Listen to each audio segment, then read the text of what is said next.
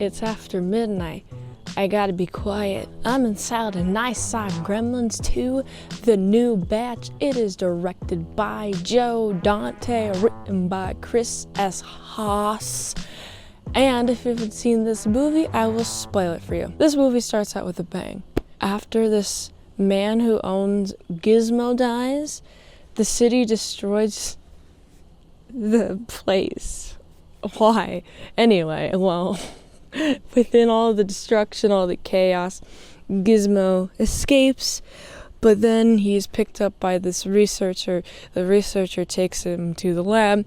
He does some experiments on him, and it's not until Billy, who, by the way, works there, Billy comes in, just has an innate sense that he's supposed to be there, I guess, and saves Gizmo. And he's like, oh my goodness, you're so cool. I like that you're here. Man, weird how corporate he is. This was 1990. This is very 80s movie. I think it's satirical on 80s business. Correct me if I'm wrong down below in the comments below. Anyway, so we got Gizmo. He's in the building, and Billy is trying to hide him, and Billy's like, stay here. And you know what happens? Gizmo doesn't stay there. Bro, I thought Gizmo was smart and wise. Why is he going around going and just climbing things? And, you know, nobody's there. He's just hiding now. And then there's this guy who's working on a water fountain, and the water fountain is like shooting, and Gizmo hides, and then the water fountain shoots on his art easel. Terrible. I'm like, first of all, twofold. Bad on the janitor. Should have been careful where he was squirting that water at. But more importantly, Billy, why didn't you, I don't know, put it in some protective film? And Gizmo gets water on him, and a bunch of guys come out. We have a guy, he's got a mohawk, and it's like, uh-oh, we got a bunch of these fellas here. Gizmo ends up in the air duct, and I'm like, oh, geez, one of them's trying to do some bad things to Gizmo, and there's a guy just like chilling there. A woman is supposed to get him, bring him back. Man, I don't want to deal with these guys again. Well, you are.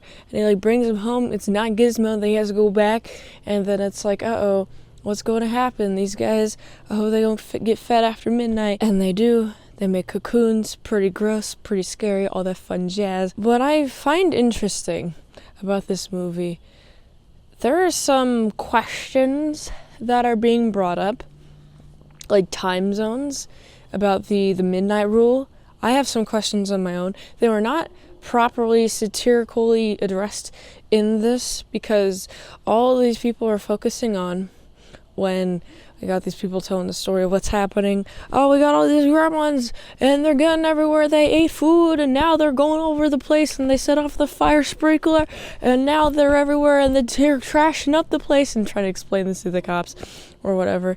And these people are like, okay, but what happens if they get food stuck in their teeth before midnight, and then when they dislodge the food, they eat it after midnight? Or they eat and then they cross a time zone and it turns into midnight.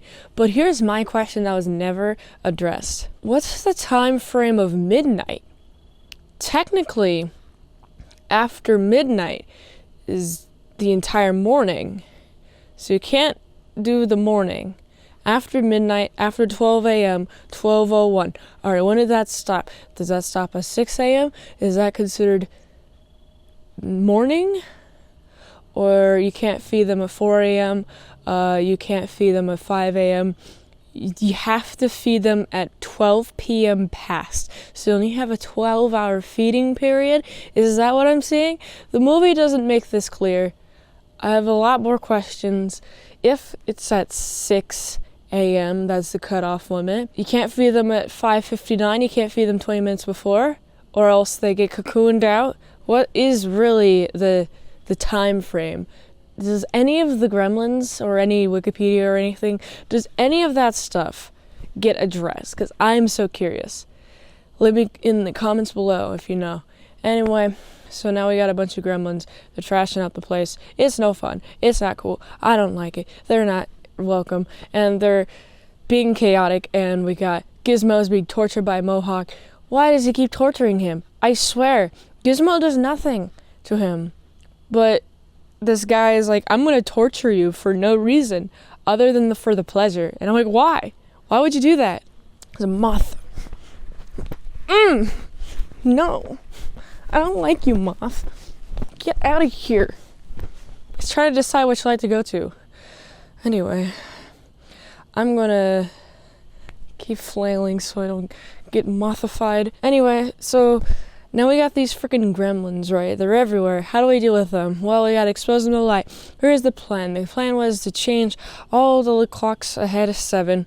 And so, by the way, they're in New York City, so it's kind of a disaster once they start eating after midnight. Is there an advanced state after this gremlin state? Is there? I hope there is a state where they get wings. Speaking of, while they're in there is this research facility, a couple of gremlins get in. They start drinking stuff. One of them becomes big-brained. One of them starts becoming a bat, and one of them is a chick. And one of them becomes electricity. What's interesting, the bat one gets injectified with, hey, you're good against sunlight. Only one of them, though, for some reason. And he starts flying. And the way to stop him is to put him into concrete and he becomes a gargoyle. Pretty simple, easy, he's good. Also, we got this chick. So they're all by default male. I guess because they're clones of Gizmo.